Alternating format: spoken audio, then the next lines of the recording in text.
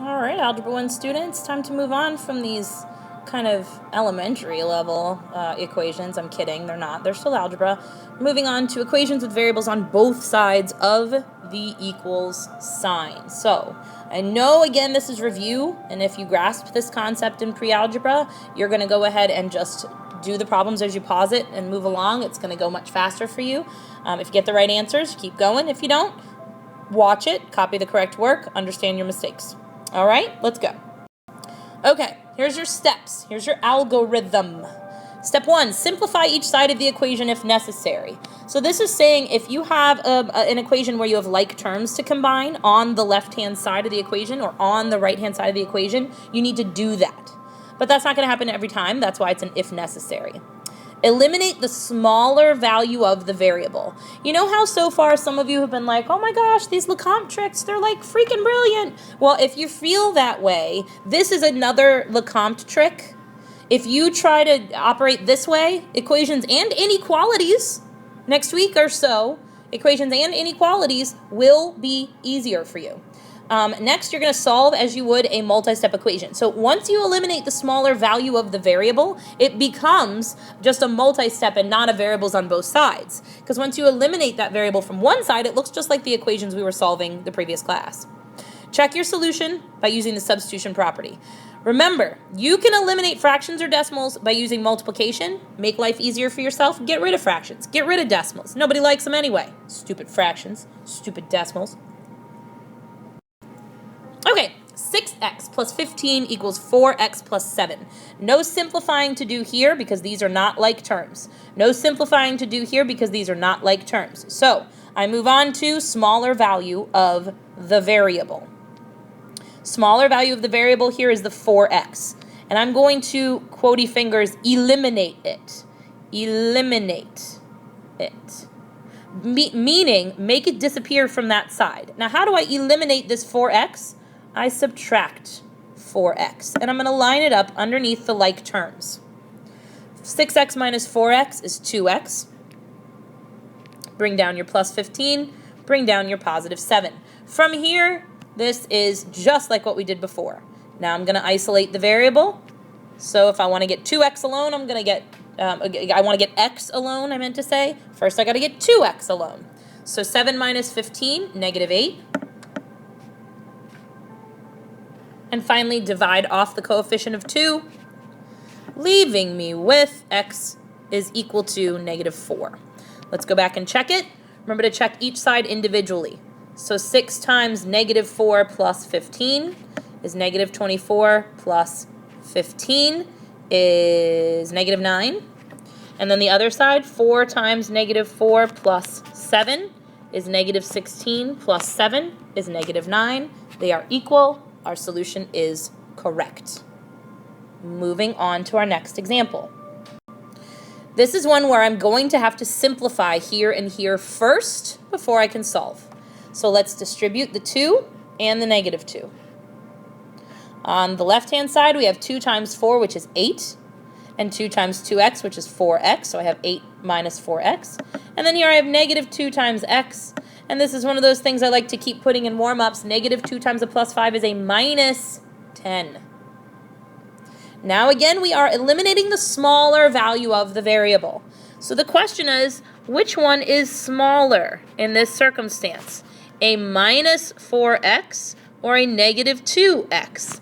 Well, I want you to consider them as if they are both negative numbers. I want you to see that minus 4x as a negative 4x. That's how I want you to see it, because negative 4 is smaller than negative 2.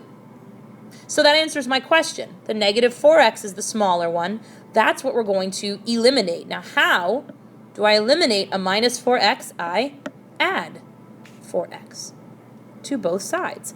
This gives you a quick insight into why I do that, why I teach it that way. Right here. Now look, negative 2 plus 4, negative 2 plus 4 is positive 2. Whoop, need the pencil tool to write. There we go. I do this with the smaller value here. I do this because it makes it easier for us to avoid negatives. And if you avoid negatives when you're solving inequalities, that avoids a problem that we're going to have when we get there. Some of you may remember it from last year. I'm adding 10 to each side. I'm getting 18 is equal to 2x.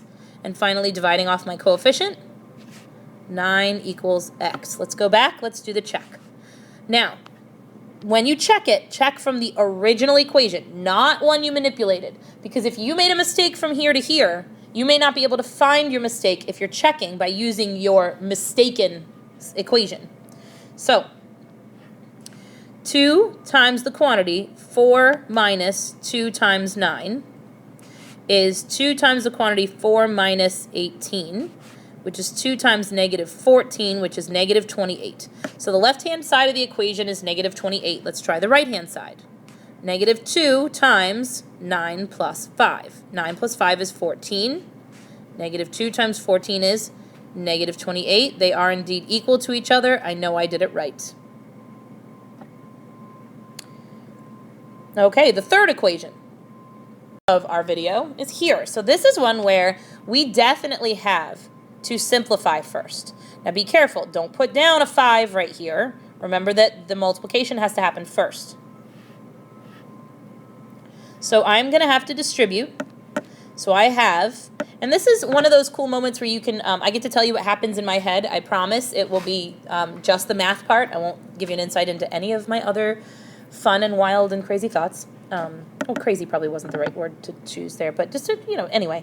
So when I'm doing this math, the way that I have always done it, as far back as I can remember, is that I say to myself, 8, and I say minus 3 times a is minus 3a. And I'm literally putting my pencil on and writing these. I'm using the arrow now so you can see, but that's what I'm doing as I say it. It's almost like you get into a rhythm. So negative 3 times a is negative 3a. Negative 3 times minus 4 is positive 12. Now I have like terms to combine too. I have 8 plus 12. That's 20. So I have negative 3a plus 20. Noting that it's a minus 3 here, so it's a negative 3 here. Which one is smaller, negative 3 or 2? Well, clearly it's negative 3. So I'm going to add 3a to each side. Do you notice that I didn't even have to write my little line down the equal sign all the way till I got to here? Because I was so busy simplifying the left-hand side of the equation. Now I have 20 equals 5a. And I can divide off the coefficient and finish. And a is 4. Let's check it. 8 minus 3 times the quantity 4 minus 4 would be 8 minus 3 times 0, which would be 8 minus 0, which would be 8. And on the other side, it's 2 times 4, which is 8. Yay.